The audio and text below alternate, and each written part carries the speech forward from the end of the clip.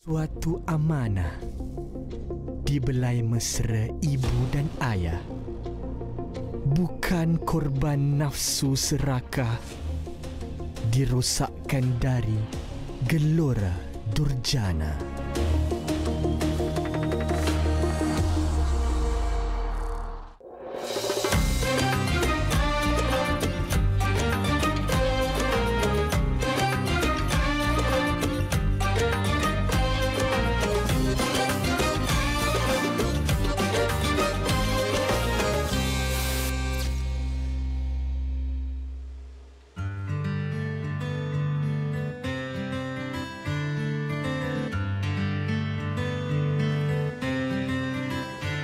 Bismillahirrahmanirrahim. Assalamualaikum warahmatullahi wabarakatuh. Tuan-tuan dan puan, ibu-ibu dan ayah-ayah yang sedang menonton di televisyen ataupun secara langsung di Facebook ataupun TikTok TV Al-Hijrah. Terima kasih kepada anda semua yang menepati appointment kita setiap hari Rabu 9 malam kita di pentas dakwah live untuk bercerita tentang kisah-kisah kehidupan yang dekat seharian dalam kehidupan kita. Tuan-tuan dan puan, hari ini kita diserikan lagi dengan alunan muzik daripada Firlani. Apa khabar Firlani, sihat ke? Alhamdulillah sihat, syukur. Kami sebenarnya tunggu-tunggu apa lagu yang Firlani akan mainkan episod ni. So tak boleh bocor lagi ke? Belum boleh. Rahsia-rahsia lah biar kejutan. Dan juga tuan-tuan dan puan, hari ni kita berada bersama dengan penonton di studio kumpulan I Masjid UIAM Gombak. Apa khabar semua? Saya ingat kurang sikit lah masjid hari ini kan, sebab you all semua datang sini kan.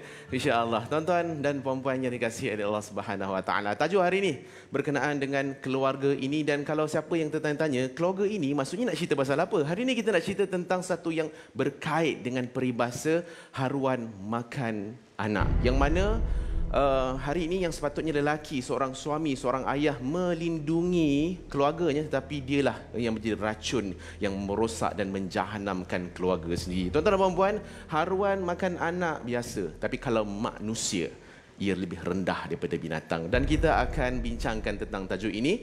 Panel pertama yang akan bersama-sama dengan saya di atas pentas dakwah live ini, kita bersama dengan seorang pengarah, penerbit, pelakon yang tidak asing lagi di Malaysia. Kita bersama dengan Datuk Roshamno. Assalamualaikum Datuk. Allah. Sila Datuk. Itu dia Datuk Roshamno yang 20 tahun lepas, 30 tahun lepas tetap sama muka dia. Nanti kita nak selongkar juga apa rahsia awet mudanya. Dan panel kita yang kedua, kita nak bersama dengan seorang ketua aktivis jejak jalanan, juga merupakan individu yang menerima anugerah tokoh khas individu sempena sambutan Maulid Rasul peringkat wilayah persekutuan tahun 1446 Hijrah, yang lebih dikenali sebagai Abe He. Kita jemput Abe He naik ke atas pentas. Assalamualaikum Abe. Waalaikumsalam. Sihat? Sihat, alhamdulillah. Sihat, Dok. Silakan Datuk Abe. Tajuk ni saya sampai tak tidur malam Datuk, untuk fikir-fikir, dan saya ada buat study sikit lah pasal Datuk punya drama.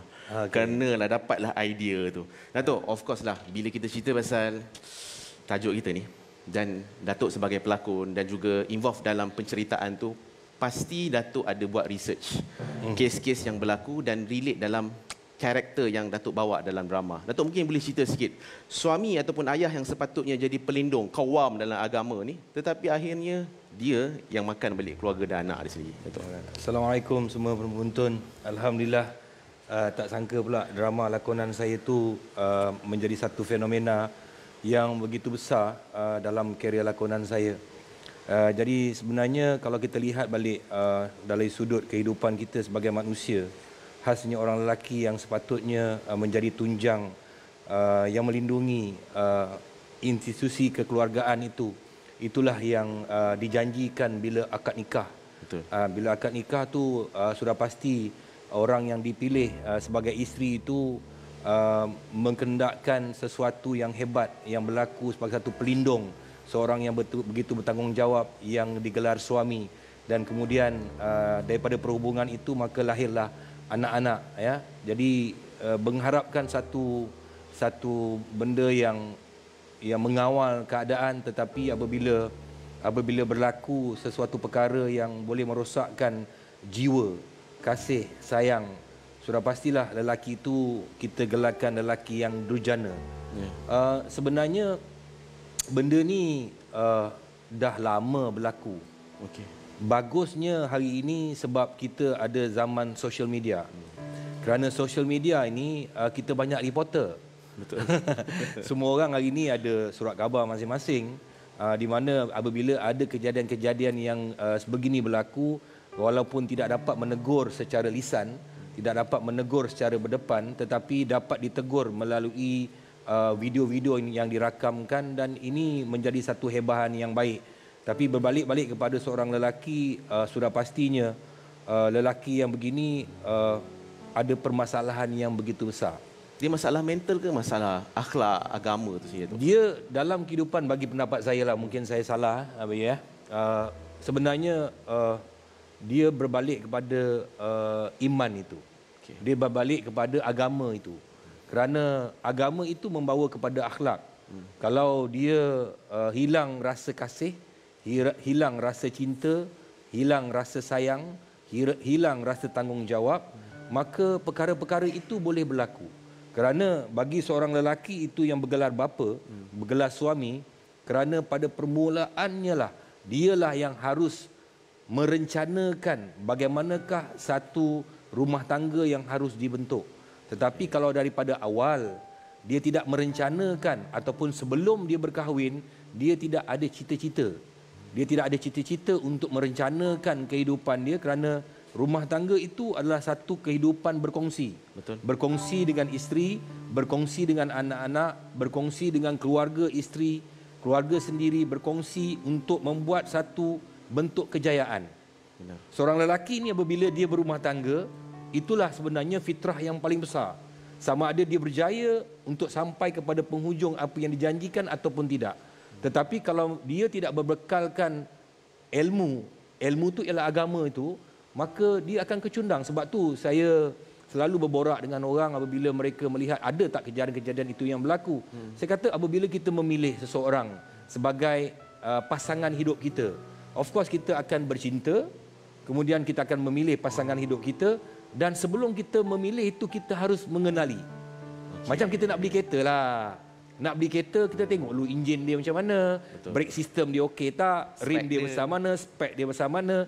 Dan bila kita pilih, bila kita jatuh hati kepada kereta tu, barulah kita beli. Begitu jugalah teman hidup yang mana kita akan menjalani kehidupan bersama dengan dia, baik dan buruk.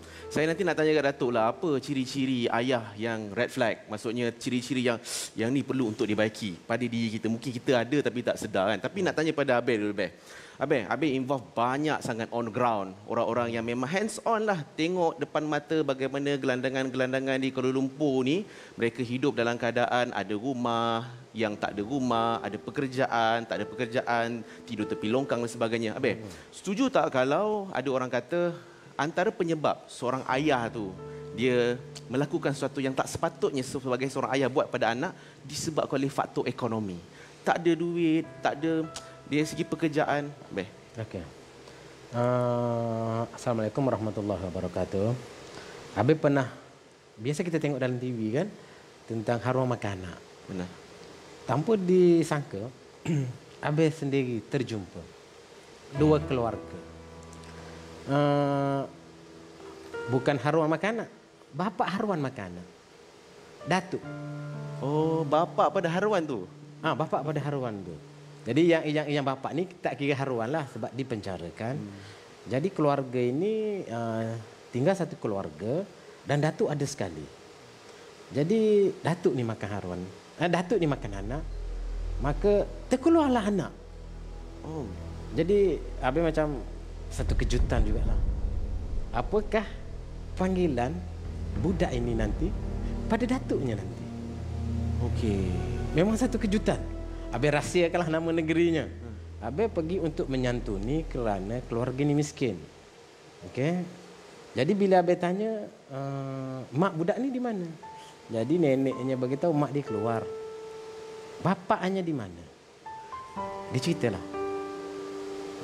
Suami kepada perempuan ni, dia kata bapak budak ni dah dipenjarakan. Suami dia lah yang makan anak dia sehingga lahirnya budak ni. Jadi saya yang jaga. Allah. Jadi kejutan juga bagi Abel sebenarnya. Dia kenapa ini berlaku? Saya setuju dengan apa yang Datuk cakap. Kurangnya ilmu agama. Itu yang pertama. Ditambah lagi. Ditambah dadah. Okey, sebab ada kes juga yang Abel jumpa, kes yang lain di satu negeri yang sama. Kenapa dia cuba makan anak dia? Belum lagi. Tapi dah dalam proses. Dia bertukar. Bila anak dia tidur ni, isteri dah anak tu, anak ni dia nampak macam isteri dia. Oh. Kerana apa? Khayalan terhadap najis dadah itu sendiri. Apatah lagi dengan tak pernahnya menyentuh air sembahyang. Sejahil-jahil kita manusia, sentuhlah air sembahyang. Wallah. Sejahil-jahil manusia, seteruk-teruk kita pun jangan tinggal sembahyang kan. Ya, itu hubungan kita dengan Allah. Tuan-tuan dan puan, kita nak tanya banyak lagi soalan pada panel kita. Pastinya banyak kisah-kisah yang akan dikongsikan kepada kita semua sebagai pengajaran, tapi kita nak berehat seketika dan kita jumpa selepas ini. Semuanya dalam Dakwah Live. Allah Subhanahu wa taala berfirman, dan janganlah kamu menghampiri zina. Sesungguhnya zina itu adalah satu perbuatan keji dan satu jalan yang jahat membawa kerosakan. Surah Al-Isra ayat 32.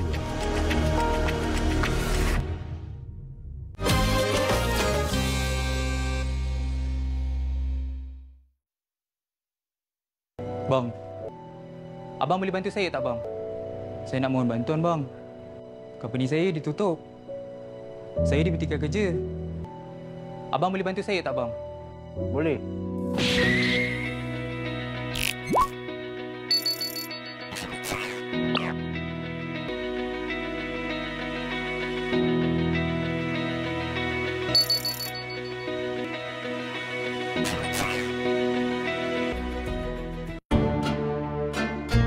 Antara cara terbaik untuk kita hindari kekurangan tersebut adalah dengan cara kita memaaf antara sesama kita.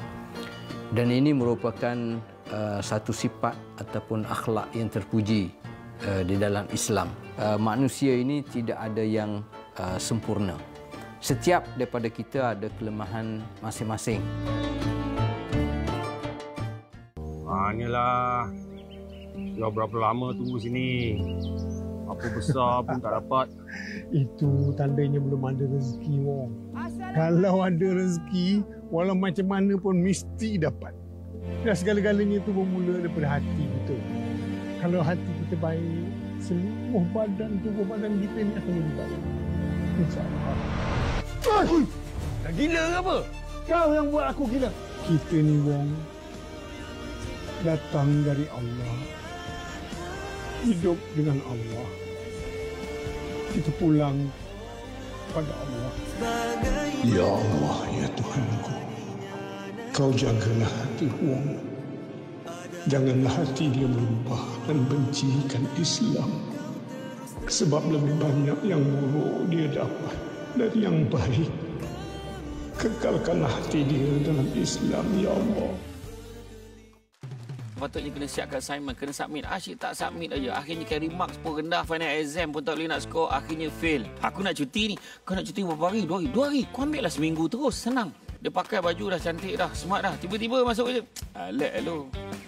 Dia minum lu. Lepas minum. Dikira sebagai mengkhianati amanah tanpa kita sedar. Kita nak sangat kerja. Waktu interview lu, ingat tak masa nak interview nak jadi pegawai immigration dulu? Boleh kerja, boleh.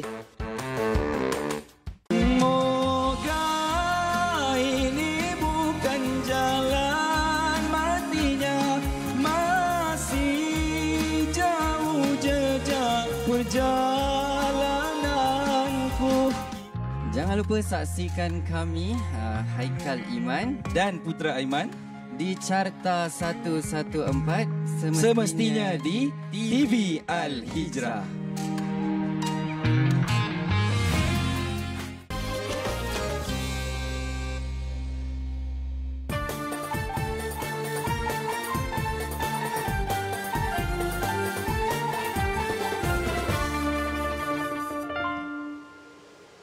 Kembali bersama kami dalam dakwah live. Terima kasih kepada anda semua yang menonton secara langsung di TV Al-Hijrah ataupun yang sedang menonton kami di Facebook. Jangan lupa untuk komen, like dan juga share. Kak Leha, Kak Som, Kak Nap share dekat grup-grup WhatsApp family tu bagi ramai-ramai tengok sebab banyak ilmu yang insya-Allah kita akan belajar untuk malam ni. Tapi saya nak tanya dulu penonton, okey ke semua? Dah ada rindu-rindu masjid ke kan? Sebab Datuk ini orang yang imarahkan masjid UIA ni kan. So mungkinlah terlekat hatinya dengan masjid. Apa-apa pun tuan-tuan dan puan, kita nak terus berbincang tentang haruan makan anak ni. Datuk bawa karakter, memang karakter yang seakan-akan, bukan seakan, memang ada pihak yang benci Datuk, tengok muka pun meluatlah, padahal tu lakonan je kan. Datuk macam mana Datuk harungi kehidupan sepanjang drama tu berlangsung tu, bila pergi kedai makan ke, berjalan dengan family ke, reaction orang terhadap Datuk tu? Memang pada awalnya saya dah menjangkakan perkara tu akan berlaku. Tapi sebagai seorang pelakon yang dah 40 tahun dalam bidang ni, dah sampai masanya saya harus membawa sesuatu naskah yang berbeza, yang lebih dekat dengan bentuk dakwah kepada masyarakat. Sebab tu saya memilih watak tu untuk saya perankan, dan alhamdulillah dianya sampai.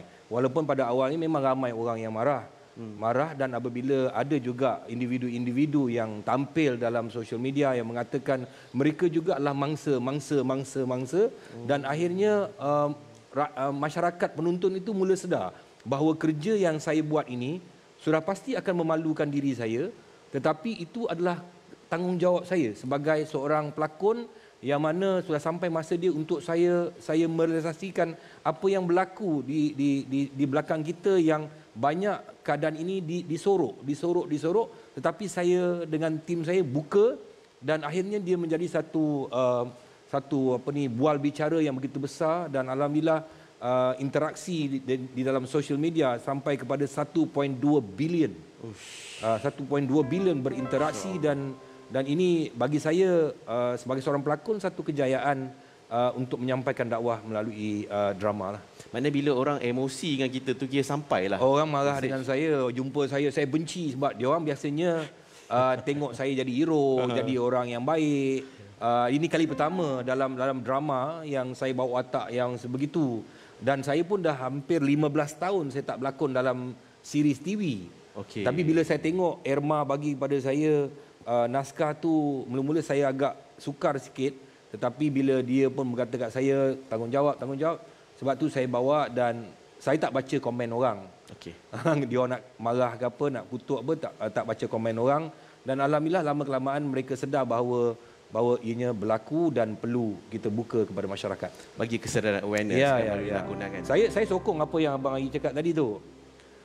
Dadah. Minta maaf lah sebenarnya saya membesar di kawasan Setinggan yang penuh dengan dadah dadah ni, minta maaf dadah ni memang bawa sial. Dadah memang bawa sial. Apa yang berlaku yang katakan haruan makan anak ni semua, di antaranya berpunca daripada dadah. Apabila mereka hayal, dia melihat anak sendiri tadi tu nampak macam isteri dia. Dan anak pula mungkin tak didedahkan dengan apa itu seks. Kita dekat Malaysia ni macam jangan cerita pasal seks. Sebab seks di negara luar adalah satu pelajaran. Betul. Mungkin apabila ayah itu menyentuh anak tu pun tidak tahu apa benda ni. Ingatkan ayah punya kasih sayang. Dia tak tahu. Sebab tu pelajaran-pelajaran begini perlu ada kepada anak-anak kita supaya mereka tahu baik buruk yang mana itu. Dan sekarang ni bila ada internet tanpa halangan untuk menyaksikan video-video lucah berleluasa. Betul. Dan itu bila dadah pula datang dalam badan, dia akan membawa sial kepada institusi keluarga itu. Lagi tambahlah Baik. Kalau dalam situasi yang Abang cerita tadi kan, ayah, datuk buat kat cucu sendiri, anak sendiri, sebagai orang yang berada dalam lapangan bantu orang ni kan, selalunya apa yang Abang akan buat? Nasihat ataupun tindakan yang Abang akan buat untuk anak-anak ni lah yang tak berdosa, yang tak bersalah ni, jadi mangsa ni? Ada satu kes di salah satu negeri lah.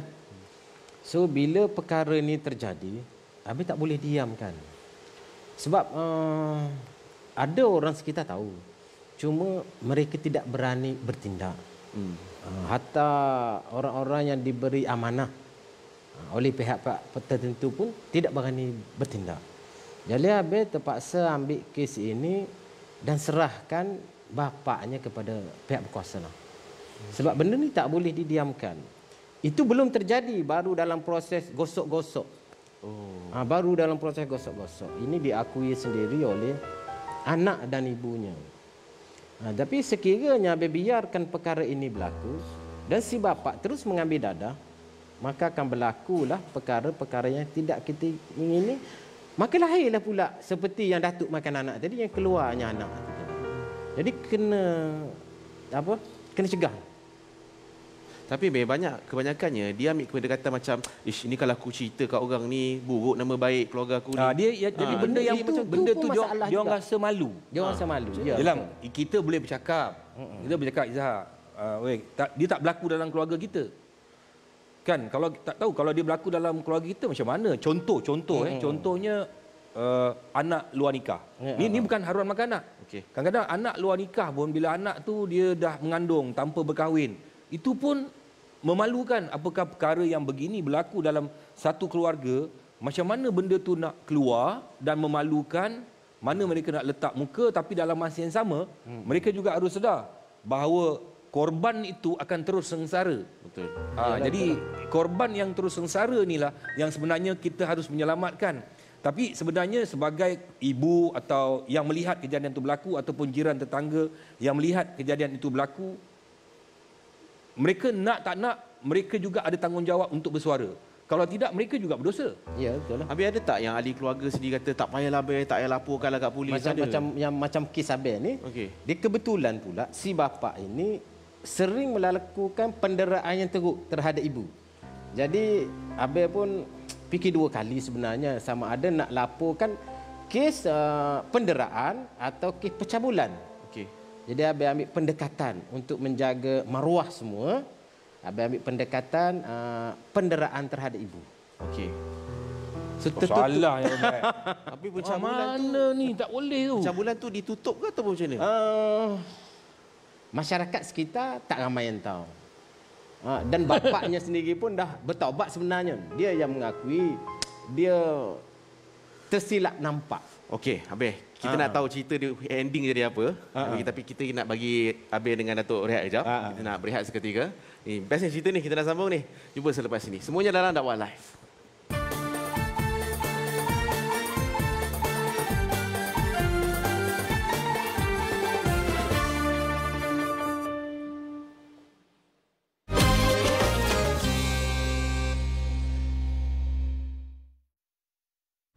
Wow Shop, saluran beli belah terunggul di Malaysia, kini membawakan anda Suk Hijrah, menawarkan lebih 5,000 pelbagai barangan berkualiti produk mesra Muslim, makanan halal berkhasiat, gaya hidup, kelengkapan rumah, fashion muslimah dan banyak lagi. Lebih menarik, pelbagai demonstrasi khas, perkongsian tips istimewa untuk anda dan nantikan pelbagai tawaran dan ganjar hebat menanti anda.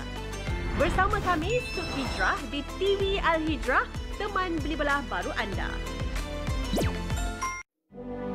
Every kind of talent existed amongst the Prophet's companions, but the key was the Prophet's talent was he would find out what is your skill and he will say, now use it for the sake of Allah. The why. The second thing that a young person needs is the how. You have to, if you're a parent or an educator, help your children or your nephews or your cousins or your students, help them discover their skills that Allah granted them.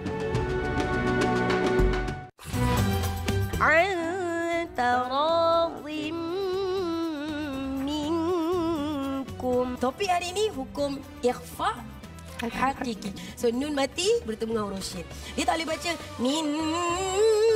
Soalan, dengar tak? Nun mati bertemu dengan dal juga. Nun mati dia tak boleh baca alladzina hum an. So tak boleh. Program My Ngaji kalau tak tengok anda yang rugi. Qul in kuntum tuhibbunallaha fattabi'uni yuhibbukumullah. Katakan wahai Rasulullah Muhammad, kalau kamu cinta kepada Allah, ikuti aku, yakni Rasulullah, maka Allah akan cinta kepada kamu. Subjek pertama, cara mendidik anak-anak cinta kepada Nabi melalui sirah Nabi SAW. Sungguh ada pada pribadi Rasulullah teladan yang baik.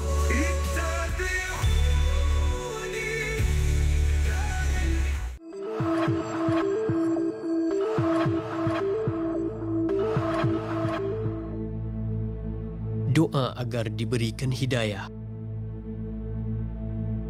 Daripada Abdullah bin Mas'ud daripada Nabi SAW bahawasanya baginda SAW pernah berdoa, Ya Allah, sesungguhnya aku memohon kepadamu petunjuk, ketakwaan, al-iffah, iaitu terhindar daripada perbuatan yang tidak baik, dan kecukupan, iaitu tidak meminta-minta. Allahumma inni as'aluka al-huda wat-tuqa wal-afafa wal-ghina. Hadis riwayat Muslim.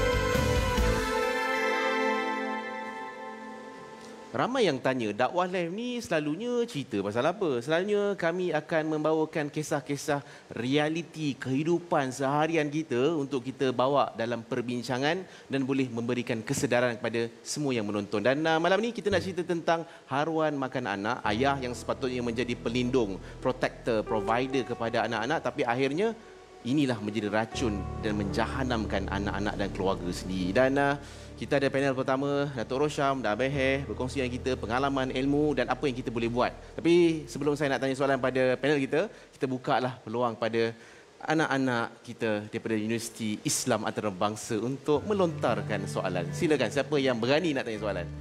Silakan Ustaz. Okay, bismillahirrahmanirrahim. Assalamualaikum warahmatullahi wabarakatuh. Nama saya Nur Muhammad Amin bin Zakaria.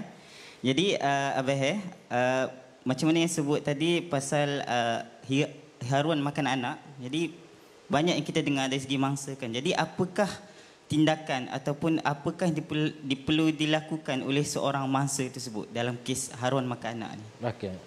Mangsa sebenarnya mangsa ni dia tidak bersalah. Yang bersalah yang makan dia lah.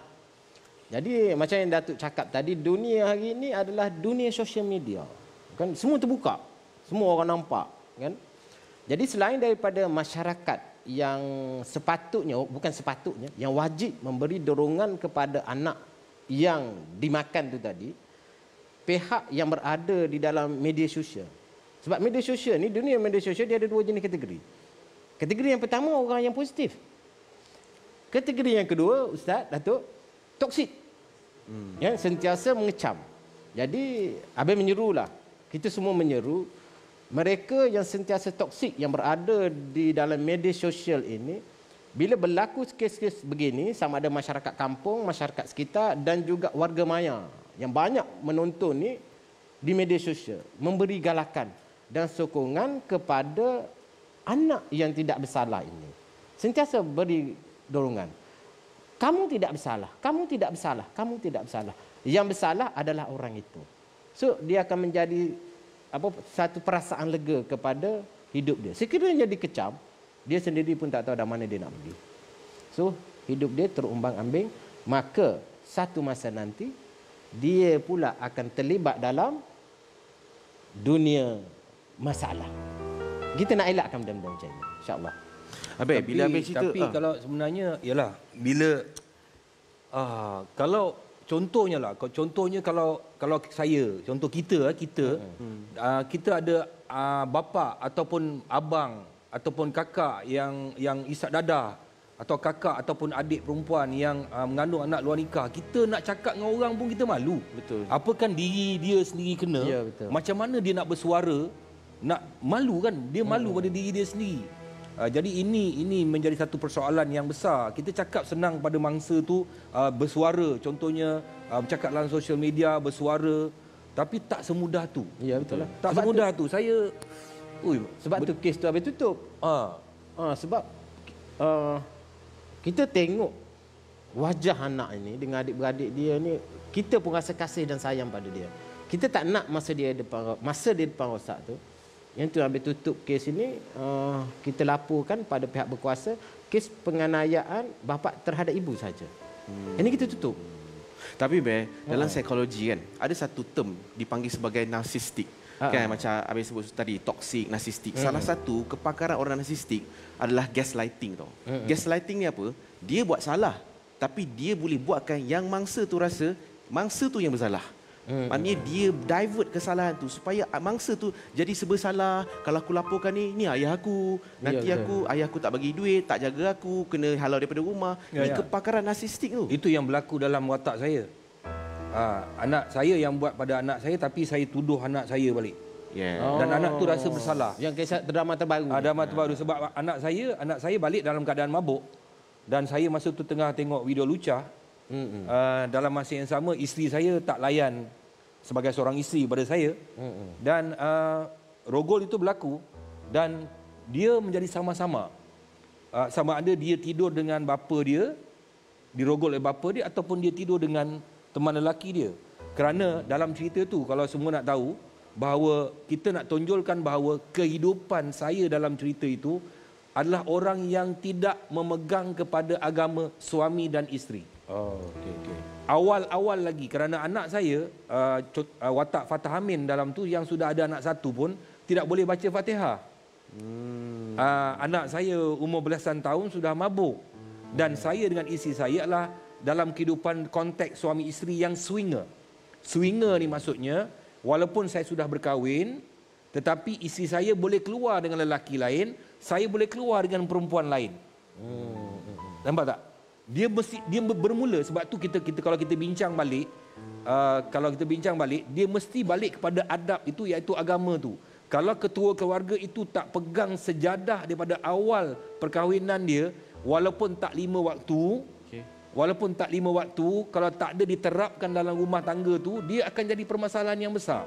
Dan juga persekitaran, bagaimana persekitaran yang tempat tinggal dia tu memberikan satu peranan yang begitu besar. Kalau tempat tu ada unsur-unsur dadah, kalau dia ada kemampuan untuk berpindah, berpindahlah. Kerana itu hijrah. Betul. Kalau dia merasakan kehidupan dia dekat situ dengan keluarga dia yang dia nak bina akan memberikan satu kemusnahan dan dia rasa untuk berhijrahlah semampu mungkin. Lebih baik macam tu kan. Ya.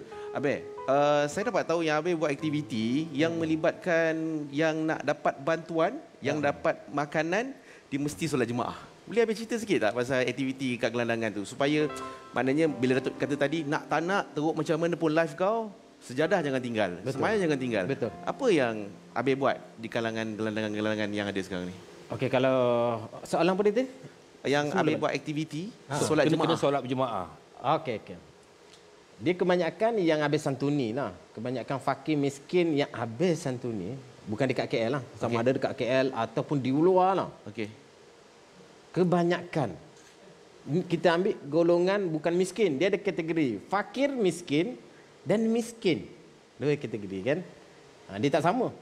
Yang fakir miskin ni majoriti lah Ustaz, Datuk. Kadang-kadang kalau kita pergi rumah dia, kita ni habis nak test nak solat ni, di manakah kiblat? Tak tahu. Tak tahu maknanya dia tak buat. Dia tak buat lah.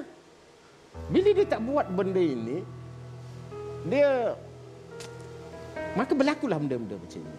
Ada juga si suami ini melarang isteri daripada solat. Sudah. Bila isteri solat dia pukul. Ada. Bukan tak ada. Ini pengakuan yang dibuat sendiri depan Abang. So macam mana? Jauhnya mereka ini dengan Allah Subhanahu Wa Taala. Ini yang meraba anaknya. Ambil dadah, dah ternampak isteri itu anak aku macam isteri aku. Rumah pun bilik tak ada. Baik, nak tanya sikit boleh tak? Dekat Malaysia perlu ada gelandangan. Apa dia? Dekat Malaysia perlu ada gelandangan. Kita nak katakan nak stopkan gelandangan tak boleh tu. Sebab dia datang bukan daripada KL. Dia datang daripada macam-macam. Tapi foreigner, Bangladesh, Indonesia pun datang daripada negara luar. Tak ada menjadi gelandangan. Okey, ini Abang nak jawab juga. Ada setengah-setengah tempat, bila gelandangan nak pergi bekerja, ada setengah tempat. Bila tunjukkan IC, kami nak yang pasport. Nak pekerja yang pasport. Bukan nak pekerja yang ada IC. Itu pun satu masalah juga. Dia tak nak ambil warga negara. Dia tak nak ambil. Saya juga gelandangan tu. Saya tak tahu. Saya besar dekat Kuala Lumpur. Saya besar di kawasan Setinggan. Rumah saya ni lantai dia tanah. Lantai tanah. Oh, Saya lantai asnaf. Saya asnaf. Satu ketika dulu. Saya asnaf. Dan ramai kawan-kawan saya yang seasnaf dengan saya. Tapi tak adalah kami sampai makan saya bercatu juga. Tapi tak ada pun jadi gelandangan. Tu saya kata, kenapa orang daripada negara lain, Indonesia, Bangladesh, apa semua masuk ke negara kita, dia orang boleh sewa rumah, sewa bilik, dia orang boleh kerja. Betul? Tapi kalau tak dapat kata dia nak yang pasport. Ada banyak kerja kat negara kita ni, orang luar datang kerja ke negara kita, kenapa kita tak dapat cari kerja? Dia malas pun nombor satu juga. Malas. Ada yang rajin, gelandangan yang rajin ada. Ada gelandangan ini dia buat GrabFood. Dia buat GrabFood, dia buat Lalamove. Kejap dia buat GrabFood, kejap dia buat Lalamove. Tapi dia bergelandangan bawah jambatan. Itu yang tak logik dia tu. Dia mungkin ada komitmen besar di kampung sebab bila Abang nak interview dia sentiasa lari. Tapi dia solat 5 waktu cukup tu. Duduk bawah jambatan. Mungkin dia nak hantar duit pada keluarga dia. Yang itu okey. Yang itu okey kan? Yang ini yang masa yang duduk itu bagi malas Tapi kita nak malas. Cakap pasal gelandangan. Kita cakap pasal haruan makan anak ni. Sikit. Ada lagi Abang nak bagi. Tapi dah tinggal seminit je lagi tadi. Setengah minit lagi. Kejap lagi lah. Jadi kita sambung lagi insya-Allah. Dan tuan-tuan dan puan jangan ke mana-mana. Kita akan bincang lebih dalam lagi berkenaan dengan haruan makan anak. Setia bersama dengan kami dalam Dakwah Live.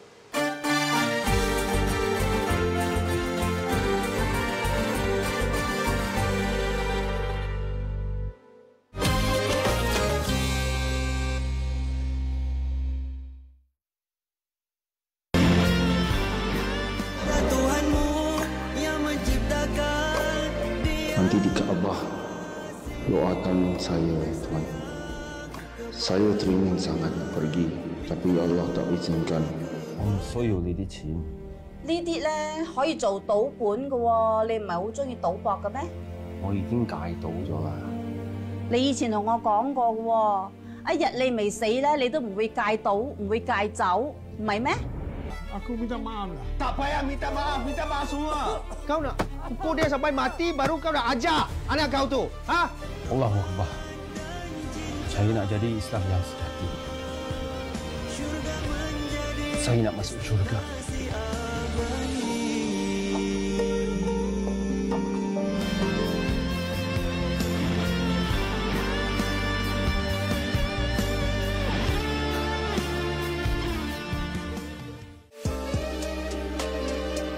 Diharamkan kamu mengahwini ibu-ibu kamu yang telah menyusukan kamu dan saudara susuan kamu. Tengok tuan-tuan, Allah angkat hukum pada orang yang disusukan ibu susunya. Haram kamu kahwin ibu susu kamu dan demikian kepada saudara-saudara kamu yang seibu tadi. Dalam Islam ini, anak susuan haramnya sama dengan anak sendiri. Tak boleh berkahwin dah, hubungan dah jadi semacam keluarga sendiri. Kita ada anak murid tu jauh lebih baik pada kita, apakah Allah akan kurangkan pahala kita? Untuk menjadi sesuatu dalil yang kukuh dalam ilmu tauhid, maka ulama memastikan itu ayat Quran dulu. Ada hadis ni sebenarnya hadis Nabi yang bersifat mutawatir, maknanya hadis tersebut Nabi cakap pada semua orang. MLM akhirat ni lagi banyak, bonus tak pernah kena potong. Memang sentiasa akan bertambah, Allah Taala akan berikan. ربنا أفرغ علينا صبرا وثبت أقدامنا وانصرنا على القوم الكافرين. Wahai Tuhan kami, limpahkanlah kesabaran kepada kami dan teguhkanlah pendirian kami serta menangkanlah kami terhadap kaum yang kafir. Surah Al-Baqarah ayat 250. Antara cara terbaik untuk kita hindari kekurangan tersebut adalah dengan cara kita memaaf antara sesama kita. Dan ini merupakan satu sifat ataupun akhlak yang terpuji di dalam Islam. Manusia ini tidak ada yang sempurna. Setiap daripada kita ada kelemahan masing-masing.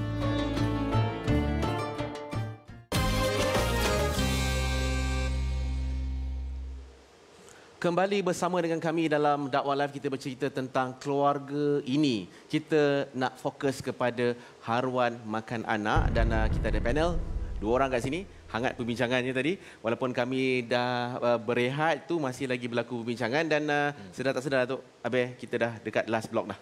Kan? Ada banyak lagi benda nak cerita ni. Tapi saya ada sikit tanggungjawab yang saya kena bagi tahu kepada semua.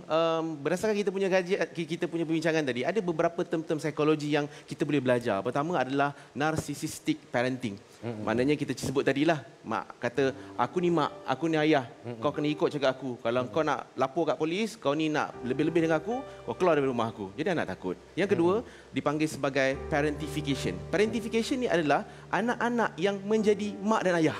Dia yang uruskan diri dia sebab mak dan ayah dah hilang pegangan dalam tanggungjawab sebagai seorang mak dan ayah. Dan yang ketiga, betrayal trauma. Selalunya anak-anak yang kena penderaan dari segi seksual, dari segi fizikal, dia akan membesar dalam keadaan betrayal trauma. Trauma biasa berbeza dengan betrayal trauma. Kalau betrayal trauma ni adalah pengkhianatan yang dilakukan oleh orang yang sepatutnya melindungi dia.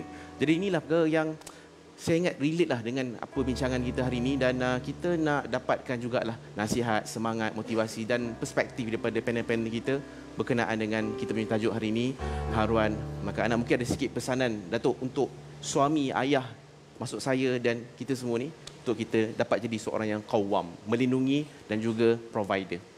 Hidup kita ni tak lama. Kalau hidup kita 45 tahun umur kita, baru setengah jam lebih waktu akhirat. Hidup di atas dunia ni adalah satu dugaan. Dugaan yang begitu besar menjadi satu tanggungjawab bagi seorang lelaki. Khasnya kerana zuriat yang diberikan kepada kita itu adalah rezeki yang paling hebat yang Allah bagi pada kita. Dan dia lahir daripada air yang hina. Dia jadi daripada air yang hina, dia lahir, dia duduk dalam perut isteri kita selama 9 bulan 10 hari. Dan dia keluar, kita sambut dia. Dan kita lihat bahawa itu masih lagi berbau syurga. Tapi bagaimana kita nak bentuk dia? Tetapi bila jadi perkara-perkara yang macam ni, kita nak cakap macam mana? Kita hanya mungkin masyarakat Malaysia hari ini boleh bersimpati. Kerana masing-masing sibuk dengan diri sendiri.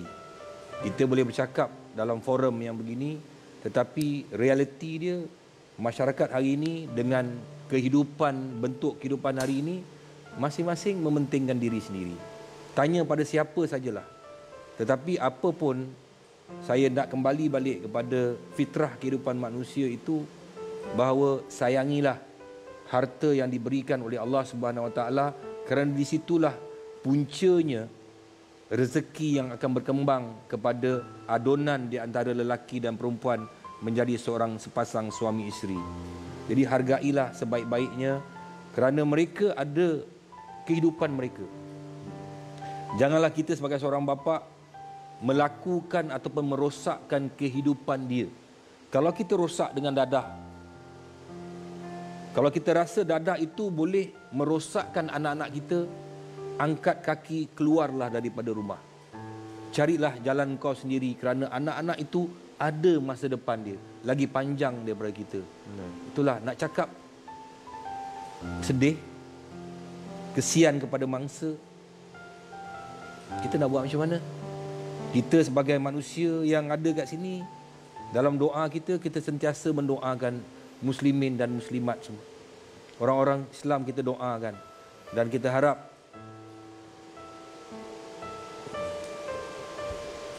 cakap apa?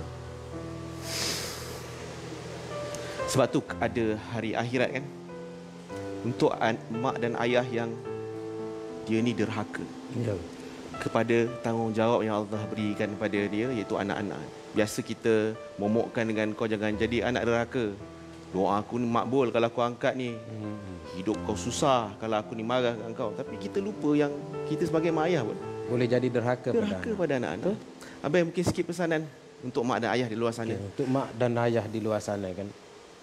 Allah campakkan kasih sayang ke atas dunia ini kepada hamba-Nya untuk kita guna sebaik-baik mungkin kasih sayang yang Allah berikan.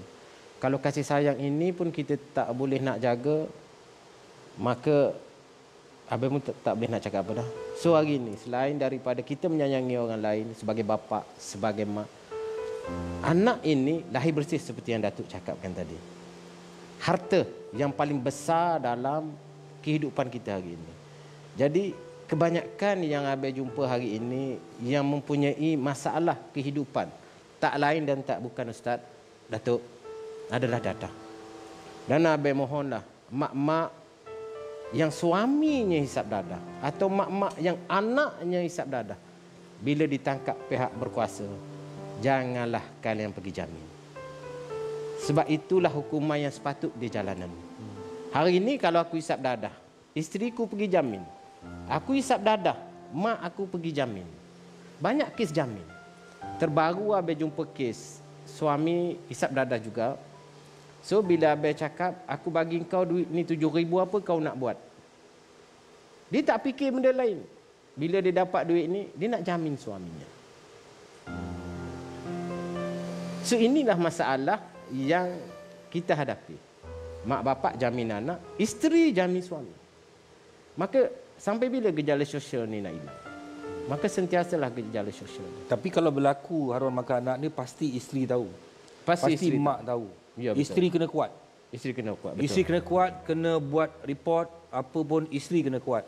Kalau seorang ibu tu sayangkan anak dia, tak kisahlah suami kau sayang suami macam mana sekalipun, engkau patutnya lebih sayangkan anak tu. Macam saya katakan tadi, dia ada masa depan dia. Betul. Kan, dan isterinya pun patut tinggalkan suaminya. Patut tinggalkan suami dia. Kan, larilah pergi tinggalkan. Lari tinggal. Dia kena report, isteri dia kena kuat. Tapi ya tu, kalau yang tengah tengok ni, anak-anak yang pernah kena. Macam mana nak rawat trauma, luka-luka jiwa dia tu? Dah kena lah. Ayah dia mungkin dah kena tangkap. Ataupun dia pun dah hidup sendiri. Tapi dia masih lagi terbawa pengalaman tu. Macam mana pesanan untuk anak-anak ni? Supaya dia nak move on dalam kehidupan, bina kehidupan yang baru. Dia kena dekat dengan Allah. Manusia tak boleh tolong. Kerana dia saja yang tahu masalah, macam mana traumanya dia buat begitu. Tidak ada pakar psikologi yang boleh ubat dia. Betul.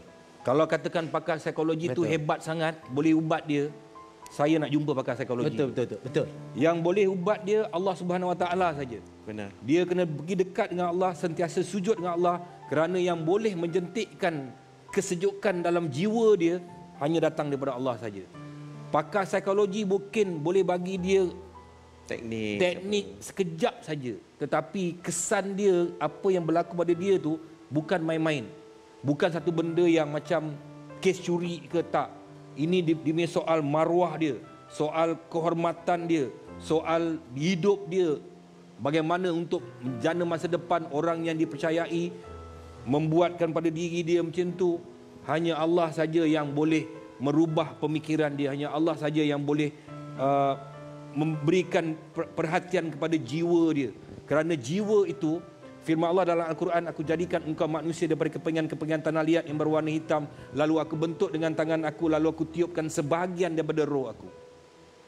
Maka ada roh Allah pada kita, kita balik kepada Allah,